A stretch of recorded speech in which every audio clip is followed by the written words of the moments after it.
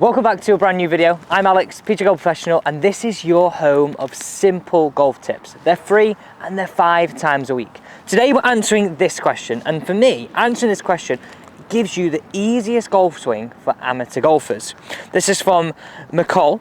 He said, I hit irons with an in-to-out path and my driver sometimes very good. What is the main difference between the iron swing and the driver swing? Now that's so important in order to strike the golf ball so much better. I'm going to give you a great feeling and understanding on that between irons and driver, and something that you can take to the golf course to start training that into-out path. Now explaining it this way is really easy. Let's start with iron, and I've got my 7-iron in my hand.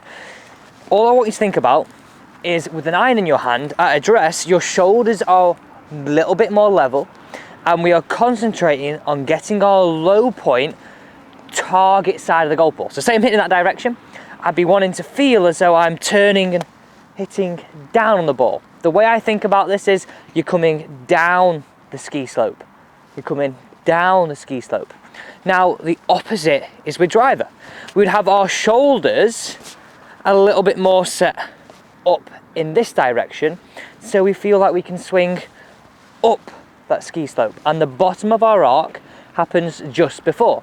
Now understanding those two major differences between these two will help you find that middle way more often. That's the first thing, and then that's the easiest way to think about it. Now really listen closely to this bit, some simple new information here and some checkpoints that you have to have. Now, as we said, driver, iron, shoulders level, shoulders tilted. That's all you've got to think about, but the technique going forward remains the same.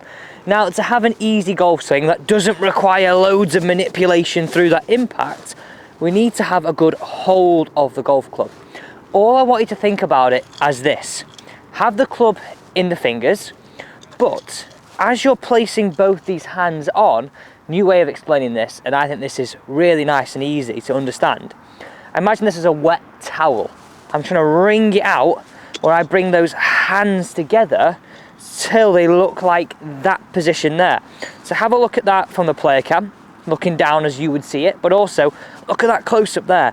I'm feeling as though I'm wringing it together, and my grip pressure is, let's say, 6, 7 out of 10. And that's a key point, because that allows us to have some flow in the golf swing. Whoa, little baby fade. We'll take that all day. You've already done phase 1 now, get that perfect grip. Next phase is understanding how we control this club face and that position at the top of the backswing. I want it to be like this: club face and left wrist matching. When these are close, it's easy to control our ball flight. Think about it this way: what hits the golf ball? Hopefully you're saying club face, so where that points makes up a massive difference to where that ball's going to go. So nice and simple, I want you to practice half swings just like this, and this is all about building your easy golf swing, your feelings, your way of controlling your ball this year. And that's why we're out here in the snow, so you can get the best game for 2023. So we've got our grip. Let me tee that ball back up. What I want you to focus on is creating this L shape halfway, and this L shape would be this: shaft, left arm. But look at this, my logo of my glove and my club face are matching.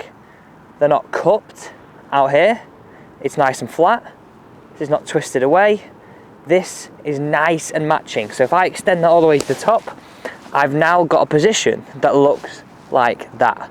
So my feelings that I want you to try and build into your swing there is that I just feel like my left arm takes the club away, and then I set it here to achieve that position. I've done all the hard work up to that point to swing down and through. That's the key area of point number 2. I know you can bring that into your game really easily. Let's hit this one away as well.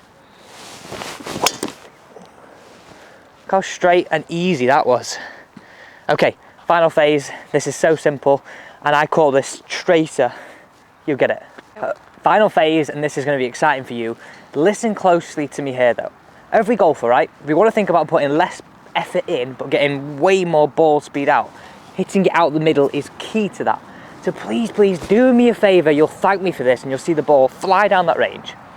Go and hit 5 drives in a row now using these technique points, but hitting it 3 miles an hour. I know that sounds quite specific, but just feel like you're taking 3 miles an hour off what your normal swing is, and you're holding that balance finish whilst doing this. So watch this. Make some practice swings. So think about, right, trying to create this loop. Now watch my club head. I'm not out this way, and doing it 3 miles an hour less will help you create that look, and you can see that on the slow-mo there, as opposed to that overlook. So hitting this away will just feel like this. Now watch the speed I hit this at. Watch the flight.